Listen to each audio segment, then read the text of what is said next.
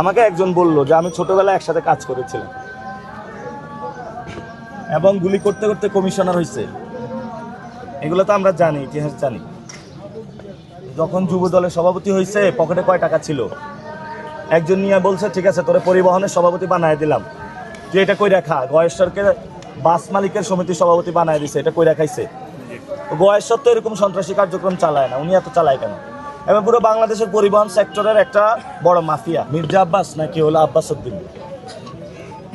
না না আপনিই বলেন। ইলেকশন আব্বাস উদ্দিন মির্জা কোথা থেকে আসলো? এই লিফলেটের নাম লিখছে হলো জন্মগ্রহণ করছে নাকি শাহজাহানপুরে, আর উইকিপিডিয়াতে লেখা হলো কিশোরগঞ্জে। এখন ওনার ওয়াইফ, উনি তো কি মহিলা দলের সভাপতি? হ্যাঁ মহিলা দলের সভাপতি। উনি মহিলা দলের সভাপতি, উনি বলতেছে যে এক পেশের ভোট করবে, তারা ব্যাপকভাবে জিতে আসবে, ব্যাপকভাবে জিতে। ওনারা তো বলতেছে যে মানে কেন্দ্র দখলের প্রস্তুতি নিচ্ছে, এটা তো বোঝা যাচ্ছে। এটা পুরো বাংলাদেশে নির্বাচন হচ্ছে এবং নির্বাচনের মধ্যে ঢাকা ৮ অনেক আলোচনার জন্ম দিয়েছে। যেমন কারণ ঢাকা ৮-এ আমরা চাঁদাবাজদের বিরুদ্ধে যুদ্ধ ঘোষণা করেছি, ঢাকা ৮-এ আমরা মাদকের বিরুদ্ধে যুদ্ধ ঘোষণা করেছি, ঢাকা ৮-এ আমরা সন্ত্রাসের বিরুদ্ধে যুদ্ধ ঘোষণা করেছি। সন্ত্রাসের পাহারাদার, চাঁদাবাজির পাহারাদার, দখলদারিত্বর পাহারাদার হিসাবে অনেকে হলো এতদিন গা ডাকা ছিল, এখন ভাষা দিয়েছিল। ফলত তারা আমাদেরকে কখনো ময়লা নিক্ষেপ করে, ডিম নিক্ষেপ করে, কখনো আমাদেরকে হ্যারাস করে রোডে দাঁড়িয়ে। আমাদের এই যুদ্ধ চলমান থাকবে। তো পুরা 300 আসনে এটা ছড়িয়ে পড়েছে চাঁদাবাজদের বিরুদ্ধে এই সংগ্রাম। এটা ঢাকা ৮ থেকে শুরু হয়েছে।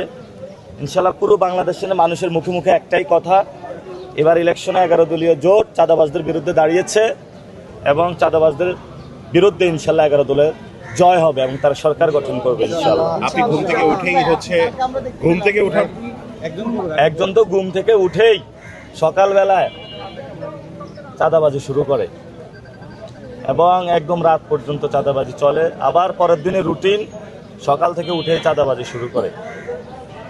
চাঁদাবাজের এই সন্ত্রাস আমরা ইনশাল্লাহ আমরা এই আসনে ভেঙে দেব। আপনার নামে যদি এখন মামলা হয়, মানে সিনিয়র প্রার্থীদেরকে নিয়ে উল্টাপাল্টা কথা বলার জন্য, কি উল্টাপাল্টা কথা? আমরা চাঁদাবাজি বন্ধ করতে চাই। যে চাঁদাবাজ করবে তার হাত পা ভেঙে দিব, যে সন্ত্রাস করবে তার হাত পা ভেঙে দিব, যে দখলদারিত্ব করবে তার হাত পা ভেঙে দিব। কারণ জনগণের হাত পা ভাঙতে আসেন, তাহলে আপনার জনগণ বসে থাকবে কেন? এই জন্য আমরা বলছি যে আমরা তো একটা আইয়ামে জাহিলিয়াতের মধ্যে আছি, যেখানে একটা ব্যবসায়ীকে উঠিয়ে নেওয়া হয়। আমাদের নির্বাচনী কার্যক্রম করব, সেখানে হলো আমাদের উপর অ্যাটাক হয়, কোনো বিচার পাই না আমরা। এই জন্য আমরা একটি সুন্দর সমাজের ডাক দিচ্ছি সবাইকে, যারা এতদিন যা করেছেন চাঁদাবাজি, সন্ত্রাস, দুর্নীতি, এবার হলো মসজিদের ইমামের কাছে যান, এবার একদিন ফজরের নিয়ত করেন যে আজকে থেকে চাঁদাবাজি করব না, মসজিদে ইবাদত বন্দিগি শুরু করেন। প্রথমত আমরা খোঁজ পাচ্ছি গুলিস্তানে হকি স্টিক এবং স্ট্যাম্প নাই বিক্রি হয়ে গিয়েছে। আমরা 12 তারিখের ইনশাল্লাহ প্রিপারেশন নিচ্ছি। 12 তারিখে আমরা যেভাবে হাবিবুল্লাহ বাহারে আমরা নির্যাতিত হয়েছি, চলে এসেছি, 12 তারিখে আমরা বসে থাকবো না। কিন্তু 12 তারিখে আইন শৃঙ্খলা আমরা আমাদের হাতে তুলেও নিব না। আইন শৃঙ্খলা বাহিনী তাদের দায়িত্ব হলো 12 তারিখে সকল সন্ত্রাসীদেরকে কেন্দ্র থেকে দূরে রাখবে। যদি আইন শৃঙ্খলা দূরে না রাখতে পারে এবং সন্ত্রাসীরা কেন্দ্র আসে, আমরা জনগণকে নিয়ে শক্ত প্রতিরোধ গড়ে তুলব এবং যারা ভোট কেন্দ্র দখল করতে আসবে একজনও বাড়ি ফেরত যেতে পারবে না। কারণ ভোট মানুষের আমানত, এটা আমরা রক্ষা করব। এবং আমাদেরকে নারীদেরকে এখন দা দিয়ে কোপ দিচ্ছে ঢাকা 4 আসনে মাথার মধ্যে। আমাদের এখানে এক বোনকে ক্যাম্পেইন করতে গিয়েছে, মাথার মধ্যে বরফ নিক্ষেপ করেছে, 4টা সিলাই দিতে হয়েছে। তা আমরা নারীদেরকে কিভাবে ইলেকশনে দাঁড় করাবো? নারীরা ভোট চাইতে গিয়ে এই ধরনের নির্যাতনের শিকার হচ্ছে। তারা তো নারী বান্ধব না, নারীদের উপরে নির্যাতনকারী। তা আমরা সেই জন্য আহ্বান জানাবো, 12 তারিখে আমরা আমাদের আমানত রক্ষা করব, ব্যালট বক্স রক্ষা করব এবং সেই দিন আইন শৃঙ্খলা বাহিনীকে বলবো ঢাকা 8-এ আপনারা সজাগ থাকবেন। যদি আপনারা ব্যর্থতার পরিচয় দেন, আমাদের উপরে যদি আঘাত আসে, সেদিন কিন্তু আমরা চুপ করে বসে থাকবো না। মির্জা আব্বাস নাকি হলো আব্বাস উদ্দিন? না না আপনিই বলেন। ইলেকশন আব্বাস উদ্দিন, মির্জা কোথা থেকে আসলো? এই লিফলেটের নাম লিখছে হলো জন্মগ্রহণ করছে নাকি শাহজাহানপুরে, আর উইকিপিডিয়াতে লেখা হলো কিশোরগঞ্জে। এখন ওনার ওয়াইফ, উনি তো কি মহিলা দলের সভাপতি, হ্যাঁ মহিলা দলের সভাপতি। উনি মহিলা দলের সভাপতি, উনি বলতেছে যে এক পেশের ভোট করবে, তারা ব্যাপকভাবে জিতে আসবে। ব্যাপকভাবে জিতবে। ওনারা তো বলতেছে যে মানে কেন্দ্র দখলের প্রস্তুতি নিচ্ছে, এটা তো বোঝা যাচ্ছে। এটা বাত ব্যথা, প্যারালাইসিস কিংবা আর্থ্রাইটিস, আধুনিক ফিজিওথেরাপি ও পুনর্বাসন চিকিৎসায় নির্ভরযোগ্য নাম ডিপিআরসি। ভাই ইঞ্জিনিয়ারিং তো শুরু হয়ে গিয়েছে। নির্বাচন কমিশন নিয়ম ছিল কি দ্বৈত নাগরিকদের দিবে না, ঋণ খেলাপিদের দিবে না, তারা তো দিয়ে দিয়েছে। এখন আপনার পকেটের টাকা, ব্যাংক থেকে 100 কোটি টাকা একজন ঋণ খেলাপি নিয়ে ব্যবসার নাম দিয়ে নিয়ে গিয়েছে। এখন নেওয়ার পরে সে ইলেকশন করতেছে, সেই 2100 কোটি টাকার সামনে তো আমি দাঁড়াইতে পারবো না। আমরা এজেন্ট দিয়ে দিয়েছি, আমাদের এখন এজেন্ট প্রশিক্ষণের কাজ শুরু হয়েছে।